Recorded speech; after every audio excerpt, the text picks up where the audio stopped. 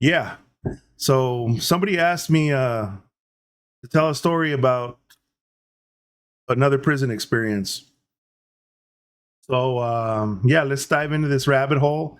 And yeah, if I can turn that frown upside down, that's all that matters, right?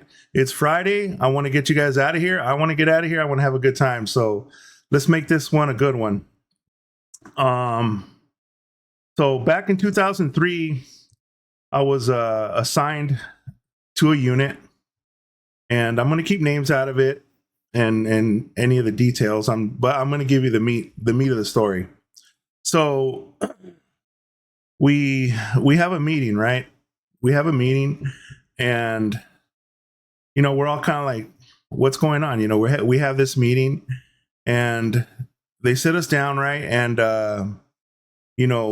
one of the supervisors starts talking to us about we're going to be receiving a an inmate patient, and they wanted to talk to us about this individual because he had some severe explosive mental Hannibal Lecter type disorders.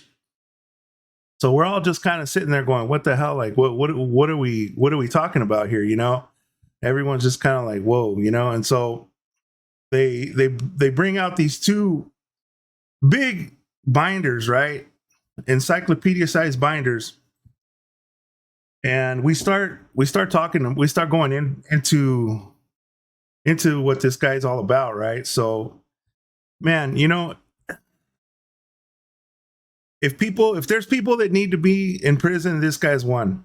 Okay, this guy needs to be locked up. Those binders were just full of staff assaults, attempted murders, maiming, disfigurement, broken arms, a broken leg, attempted murders, and just you name it. It was in there, right?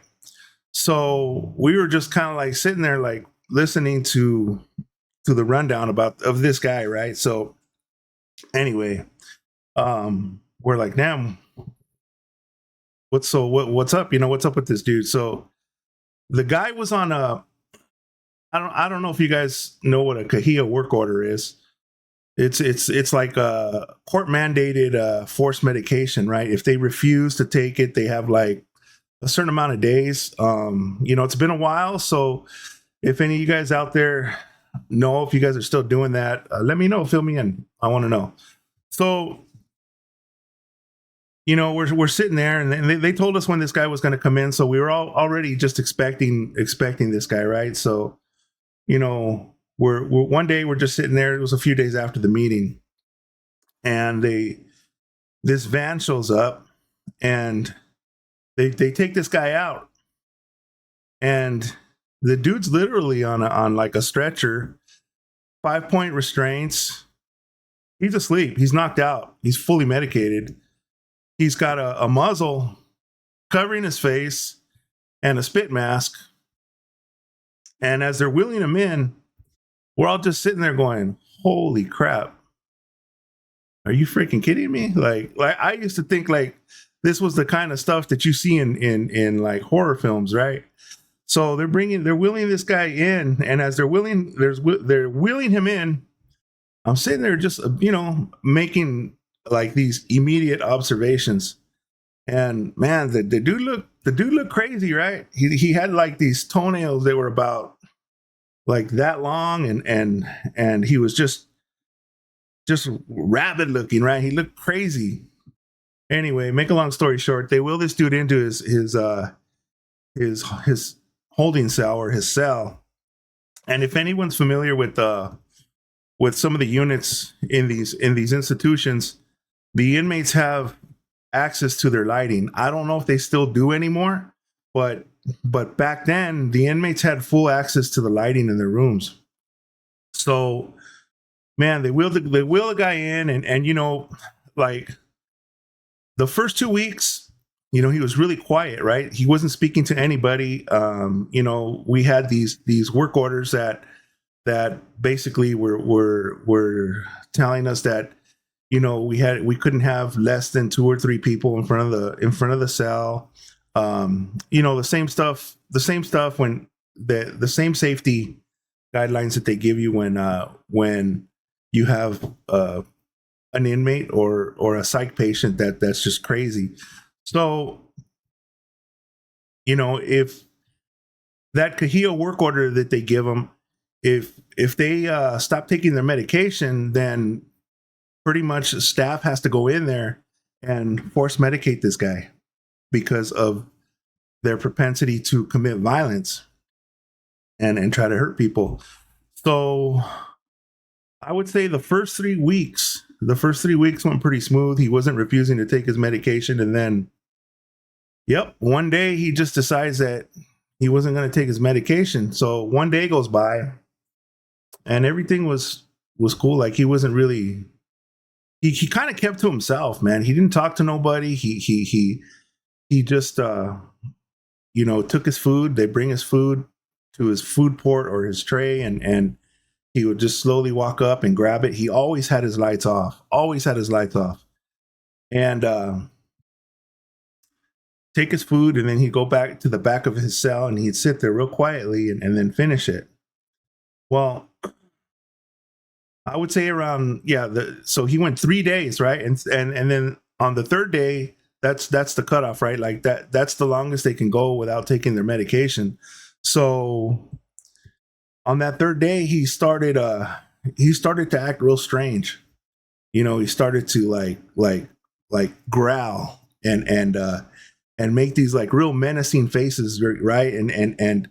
And he would laugh like he was laughing, like he had like this evil screechy laugh. And man, he had these teeth, man, that were like fangs, they were like sharpened and like he would grind his teeth down, but it was just like a weird looking.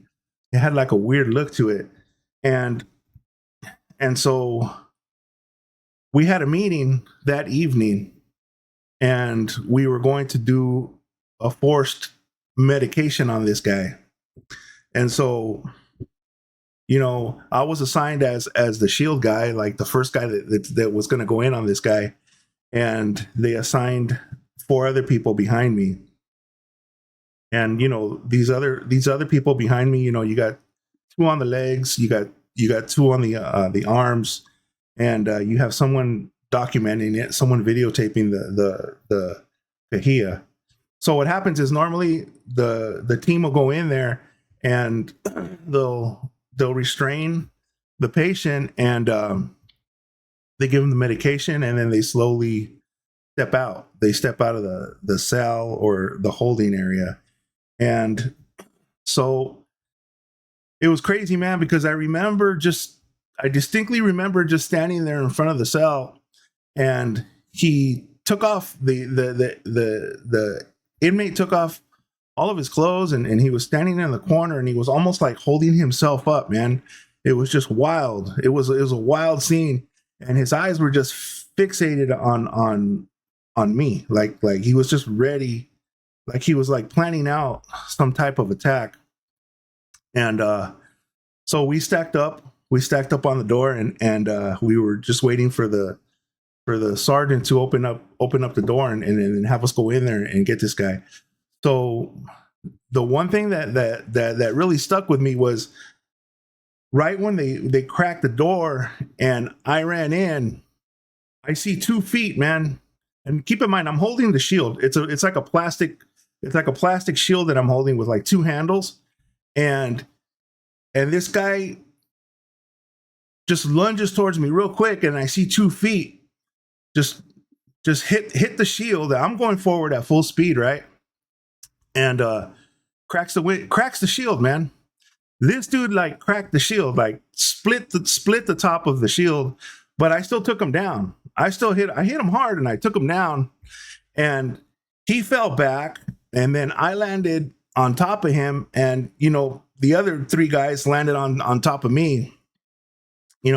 So fast forward here, we start applying restraints to the guy, and then once we get him restrained, while we're trying to do that, the dude's like the guy's like growling, man. He's growling like a lion. Like he's got some he just had some crazy stuff, man, that was coming out of him.